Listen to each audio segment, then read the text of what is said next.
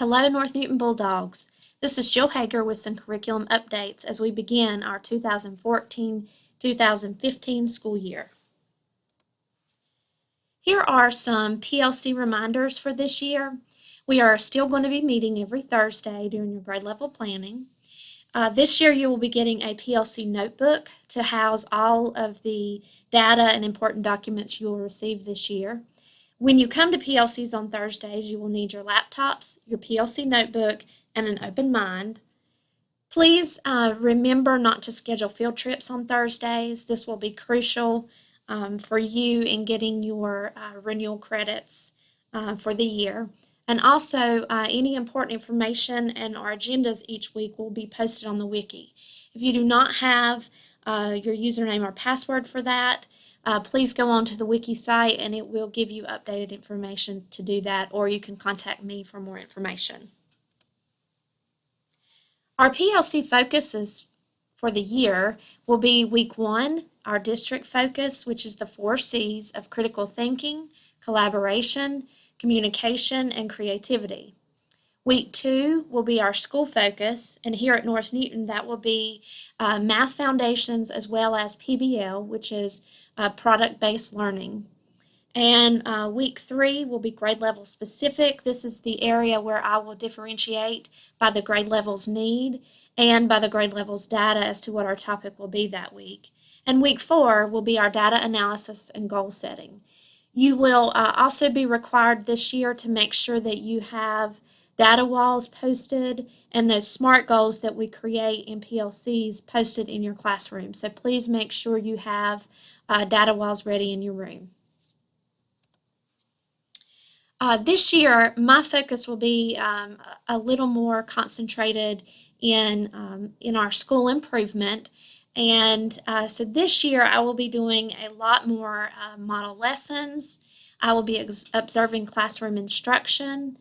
I will be helping you plan instruction for reading one week and then math the next week.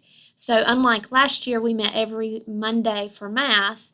This year we will rotate and I will do a week of reading and then a week of math. And I'm going to spread those out between Mondays and Wednesdays. So those folks that have grade level planning in the mornings will meet with me on Mondays, and those that have PLCs or grade level planning in the afternoon, we will meet on Wednesdays. Our reading plan for this year will focus on our M-Class data to make our intervention groups for BARC time. So this year our BARC time will all be the same, and we will be using our M-Class data to make these groups for our intervention. Math planning will also focus on our formative math assessments that we'll be doing along the way to guide our instruction as we plan for our BARC time as well. And I will also once again be the testing coordinator. Our district focus still remains a balanced literacy approach, and it's very important for all of these components of balanced literacy to be addressed each day in your lesson plans. So as you can see when you look at this document, it says components of a balanced literacy program, and this is based on the North Carolina Standard Course of Study or the Common Core. And as you can see in the first blue oval, we have shared reading, guided reading, interactive reading, working with words, and writing. And all of these pieces need to occur daily in your classroom. And it usually involves anywhere from 120 to 115 minutes daily. So our reading expectations for this year, a 90-minute reading block will be used in all K-5 classrooms. This block is a sacred time and can have no interruptions or pullouts. This is modeled after the 3rd, 4th transition class and the expectations that are held there. Remember also to integrate as much as possible reading with social studies and science, and that is very critical in order to meet that 90-minute requirement. And the 90-minute block will have these components, these 3 components. You will have a time of whole group instruction, you will have guided reading, and I will be giving you that template at the opening faculty meeting. And you also have centers which are focused on the 5 components of reading. And those are phonemic awareness, phonics, vocabulary, comprehension, and fluency. One reminder about that this block of 90 minutes does not include self-selected reading or DEAR time. That is the time where students are reading independently on their own.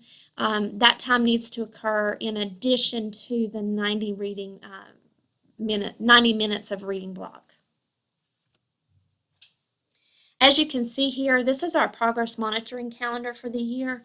We will be using MClass again this year to do our assessments. In K3, it is required that you do DIBELS and Reading 3D.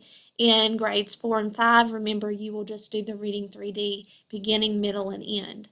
For K3, you will be doing beginning, middle, and end of the year benchmark assessments. And then you will follow this progress monitoring calendar to do the rest of your testing. Please remember that your blue students are only tested once between benchmarks. Your green students are only tested once between benchmarks. Your strategic students should be, which are yellow, should be progress monitored every 20 days. Your intensive or your red students will need to be progress monitored every 10 days. So please remember to use this testing calendar and to make your schedule more flexible when you're doing your assessing this year. Math expectations for the year. During our curriculum camp, August the 11th and 12th, the teachers got together and created math pacing guides. These will be shared on the August 21st Staff Development Day for our district. So please make sure you are attentive and hear these updated pacing guides. We will be using math expressions lessons that are completely aligned to the Common Core. And you will also be using supplemental resources as well. Assessments will be given this year using Case 21 each quarter. Those assessments will be done for both reading and math. This year we will also be doing math foundations, which is, of course, similar to reading foundations. And so there will be a schedule that Mr. Whitener and I will give you with all of those dates and expectations. And also, this is a reminder that I will be doing math planning with you every other week. Science expectations. We will be using our science kits to help teach the science essential standards. Remember that you are to use supplemental materials for teaching the essential standards, but understand that some of the science kits do not cover the essential standards, so you need to make sure you use other resources. I wanted to remind you here that some resources that we do have are Science A to Z and Science Studies Weekly. Writing expectations for the year. Writing prompts will be given this year. The diagnostic will be given the first week of school, and that's a narrative. First quarter will be informational. Remember, that is the time when you have about a month period of time where you're given a topic and students do research to complete a writing product for that. Second quarter is opinion writing, and third quarter is narrative. So you want to make sure that you teach during that quarter whatever the topic that will be assessed for that quarter on. So for example, first quarter, as you can see, is informational. You will need to make sure that you do informational writing with your students during that time. One thing that is crucial and critical is that you integrate your writing into social studies and science as much as possible, and also integrate your writing into reading as well. Please make sure that you also use the MClass question stems for students to respond to the text. This helps them get prepared for the MClass testing that we do during our benchmarks that have the written comprehension component. This concludes our time together looking at curriculum updates. There, of course, will be more information that I will be going over in the opening meeting. So if you have any questions, please feel free to email me or call me, and I will be glad to help you in any way. Thank you.